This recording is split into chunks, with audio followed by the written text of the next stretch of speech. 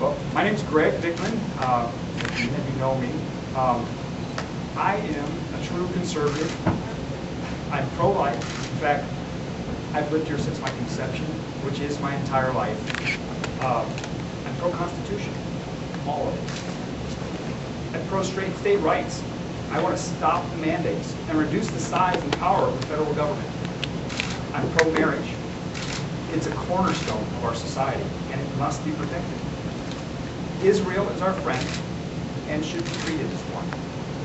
A strong defense is vital for our survival. The price of freedom is eternal vigilance. Illegal aliens are a burden on our society, and we must enforce the borders. And veterans, they've risked their lives for our country, and we need to honor that sacrifice. Now, the reason that I'm running is my ideas. And I want to give you the top two first. The first one, I feel, will actually end the corruption in Washington. And I call it provisional redacted voting. Redacted is my own word. It means to edit by removal. And how it would work is when a bill goes on the House floor, the very first thing they would do is vote against the bill. They could vote against the whole bill, a section of the bill, a paragraph, or even a sentence. Because I don't want anybody telling my guy what the provision is, because he can clump things together that shouldn't be clumped together. So he can clear down to a sentence. And what they would do is vote against it. If 50% of them voted against that section, paragraph, or sentence, it gets removed. And it cleans the bill. So all the backroom deals, the bribes, the earmarks, the wasteful spending, my guy can just vote against it without having to have any political clout.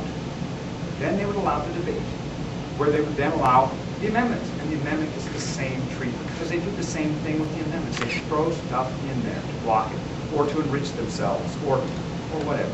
If 50% of them don't want that section, paragraph, sentence, it gets removed. Then you allow debate again.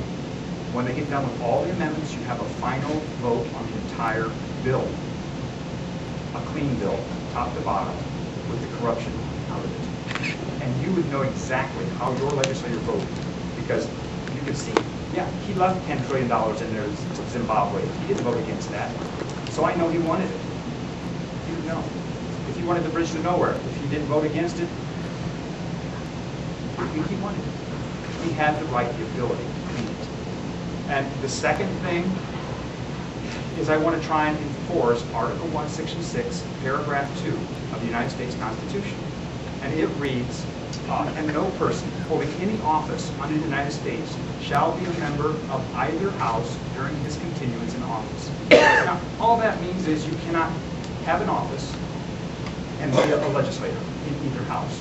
The Indiana Constitution says the same sort of thing, except they just refer to it as a lucrative office. You're not supposed to be able to make money off the laws that you write. Now, to me, that's the biggest ethics violation I've ever thought of, because if it's illegal for you to be voting, or unethical for you to be voting on anything that is your business, that you make money off of, it is your business or profession, laws are attorneys, lawyers' professions. That's what they do. If they're writing the laws, they can write the laws to enrich themselves, and they've been doing it. Now, people ask me, well, some of the founding fathers, weren't they lawyers? And yeah, they were. And they wrote the law. I mean, they wrote the Constitution. But when they wrote the Constitution, they had already gotten their bar licenses under the Confederacy or under the King. They weren't included in that. And these were smart men. They knew exactly what they were writing when they wrote this. A fourth grader could understand. But I want to enforce that, because our businesses, our companies, it's driving the jobs out of this country. The next thing that I want to get is tort reform. And of course, you can never get that with the attorneys in there, because they have a vested interest in tort. So if we had tort reform, we could have liability limits for our manufacturers. Now, with liability limits on our manufacturers, we could then require importers to carry the same amount of liability in insurance. That way our consumers are protected, just the same as they would be protected with our own manufacturers. It's just to make it fair. Then, after we've done that, I want to require that the EPA get certified imports as well, that they have met our EPA guidelines when they were manufactured. Again, it would make it fair to produce here. And my goal is to bring jobs back to this country. Because with jobs, we would get back, we would have a worker shortage again. That's my goal. And with a worker shortage, you would have health care and you would have pensions back into your job, like we had back in the 1950s and 60s. When you got a job, you got health care, you got pensions, you got a good wage, because they had to pay this extra money because there weren't enough workers. Well, we've driven them out with the EPA, with our laws that are just, the only people that are suit-proof in this country are the people who have no money. Otherwise, you can get sued. So consider yourself a target if you have anything at all. Those are the main reasons that I'm running. Now, after that, I want to, including with that, I want to stop the wasteful spending. We can't borrow our way out of debt.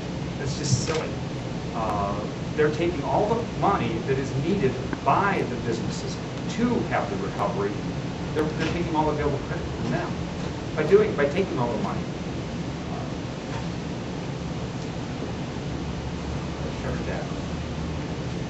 I also want the fair tax. Now the fair tax is a little different because it makes it only a sales tax. We don't have income tax. It would actually end up repealing the 16th Amendment, I think it is 16th. But it makes it so everybody pays the same, and then they just reimburse you for your basic necessities.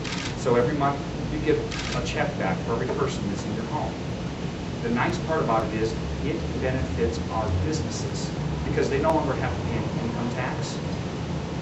They can sell things to a foreign country without having forced the foreign country to pay the tax because everything is collected through a sales. So we can get our jobs back again. It's all fundamental. Jobs. That's what will save our country. And I want to do it with the EPA certifying imports. It actually makes our country a cleaner place because if the other country wants to do the same thing and have a higher standard than we have, then if our company wants to sell over there, they won't pollute as much here. And we'll have even better air and water and everything here if they do the same thing back. So it cleans the world.